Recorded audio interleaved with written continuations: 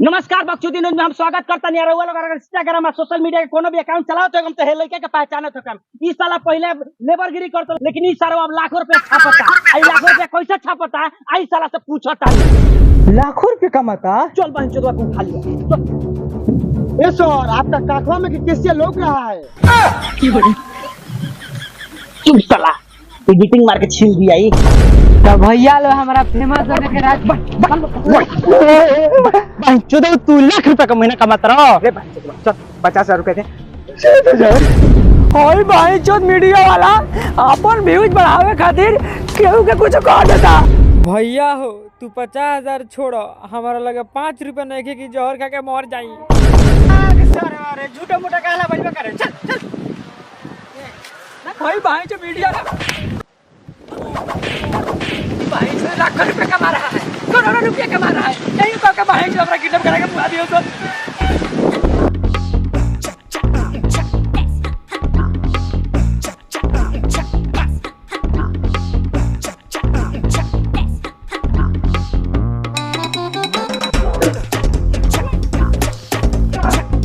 दरोगा जी, ये थाना हो कि रंडी खाना हो? चुप साला चुप। सरकार तेरे को छुट्टी दे देगी, मेरा भी तुमको लेकर पास चलो। यही से लवंडा का अंगूर छुआता रहा। मिस्टर जी और देख ली डांडा दुइये में पे कदम ठंडा कोनो फ्री में पे लवंडा। अरे बाप रे मार मार ले बात दरोगा जी। हमरे को जरी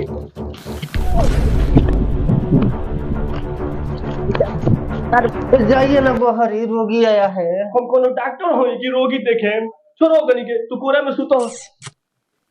ठीक है दरोगा जी, लवंडा के लेके गोदी में सूते के बाद छुट्टी मार के घरे जाए। थाना के बाहर झगड़ा होता आ ई साल दरोगा लवंडा के पूरा में सूता के माजा मारता। हम उठा तो पहले देखी कौन साला आई था।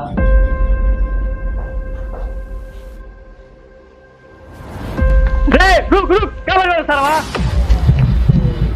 झगड़ा भइल बा नहीं खाओ करे सरवा। दरोगा के गाड़ी तोर माई बाप संस्कार देगा सिखले काहे दोगला? तोर बाप माई बिना पढ़ल लिखल दरोगा बना देबा करे सरवा।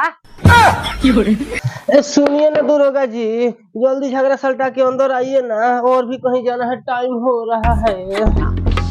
करे जा हमरो से फ्री में ग्रीस लगवाइबू का? हट सरवा, चलो करे जो अंदर चलल जाओ। बतावा तो हो बहन चिरुआ दरोगा का झगड़ा सल्टाई लौंडा का बा हम लिपटाए वाला। देखो भाई भले तू हमरा 2 फट ज्यादा मार दो, आखिर केस पे रुपए फसला कोनो फायदा बा? तो लो भाई ये 2 फट खा लो। ठीक है पटन चले के चले ऐसे कैसे चल जाइबो? जब थाना पाइल में तो थाना लिखवावे के पड़ी, जब थाना लिखाई तो 1500 तो देवही के पड़ी। देखो यही छुदरैया पर हम कहे नहीं भैया हो, भले हम पढ़ लिख के बकरी के बच्चा चढ़ाए, लेकिन सरवा बिहार पुलिस में ना जाए। चल सरवा काय केस करी सर हमनी चल। उर्दू ऊ बहन चोद लौंडिया बाज दरोगा का बहस से जौनो 1500 आई रहलो वो चल गई। चला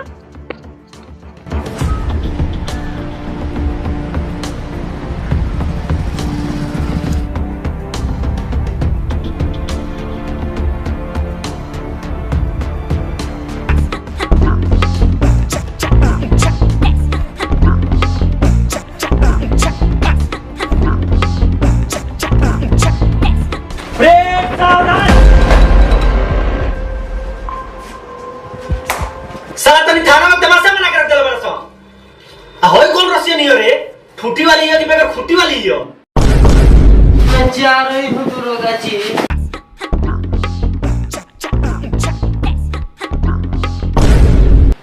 हाय दोनों तरह थाना के एरिया में बारस रे। तो तोर बाप माई बिना पढ़ल लिखल दरोगा बना देबा करे सरवा। हां दरोगा जी तो सरवा अब गई रहसो। तो तहनी के सरवा कनी के छोड़ काहे देला सर रे? साला कोनी हमरा बेटी के किडनैप कोले बरस। सर तो कनी के थाना में एक काम मकसद बा। ये तो हमारा बुझात नहीं खे। कौन फिल्म ना है कि पुलिस के बेटी के किडनैप करके जितना मन करी उतना पैसा मांग लेबे, खाली तो पापा के हाथ में धरा काट दे तरह बूटी बूटी। ये तनी कम बोली इंस्पेक्टर के बेटी, अपन दिल के दरवाजा खोली कि हम बिछौना बिछा के अगर ई बतिया हमरा पापा के सामने बोलती तो तोर हिम्मत देख लेती। एगो लड़की के पकड़ के भड़ुआ कीड़ी कइले बाड़े। मन करता कि तोरा के जान से मार दी। तोर बाप है कर घर परिवार सब गुजार देले बा। साला तोर बाप कसाई बा कसाई। कसाई मतलब के भरी इस दुनिया में यहाँ कौन किसका होता है? जो कमाता है वो खाता है, जो नहीं कमाता है उसको कौन खिलाने जाता है? तुम्हारा बाप मेरा घर परिवार उजाड़ दिया। वो कैसे जानल चाहता रे? देख हमारा पता चलला कि ये रास्ता से कोनो नशा वाला चीज रोज रोज पास होता, तो जौन ये रास्ता पे आवता सब कोनो के तनी चेक करस। जी सर। ध्यान से, सब कोनो के ध्यान से।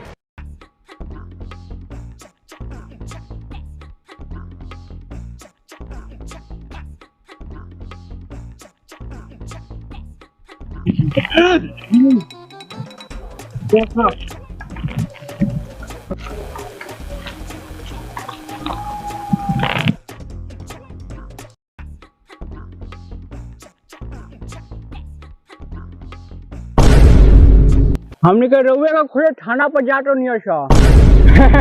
अच्छा बोला कि रोलो रास्ते में पकड़ा गई नहीं हलो।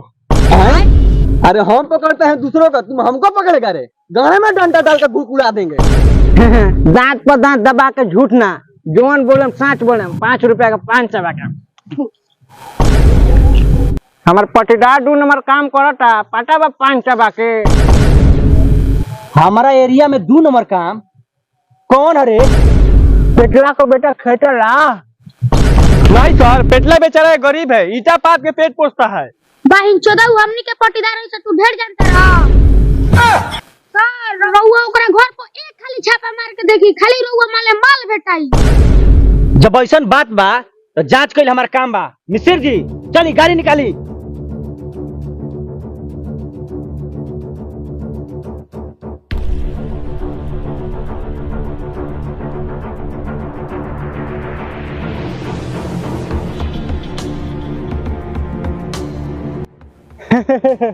ये 5 रुपया के 5 चबा के कर निसर बर्बाद घर को जना के।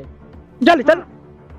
पापा चाची के घरे नु आलू गोभी के तरकारी बन रहल। माई गई रसिया मांगे, चाची को ह तरीका तनी की आलू गोभी के तरकारी खाए के मुंहे लाग गई तो रोज मांगे लोग बसन। यही से माई तारा के नून रोटी भेजले जे खाए खातिर लाग।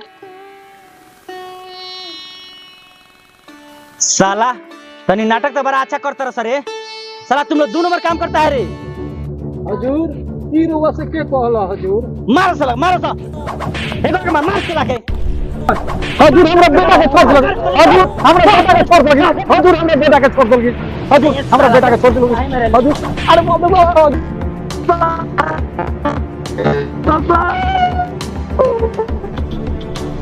बेटा रे बाप रे। कुछ दिन बाद जब जेल से भाग के आई तो पापा, हे पापा।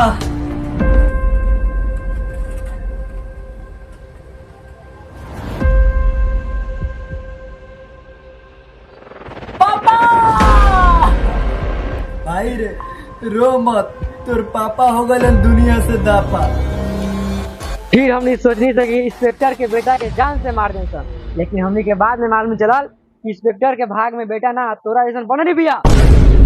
हम एगो पुलिस के बेटी बनी, सही गलत के फैसला आराम से कर सकत। मोबाइल दो।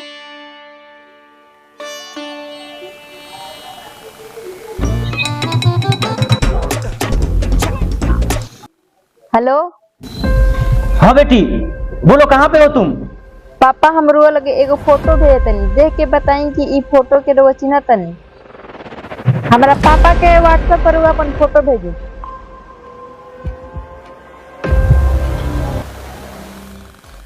देखनिए पापा फोटो गई। ओके बेटी ओके। हाँ बेटी यही तो है जो तुम्हें उठा के ले गया है।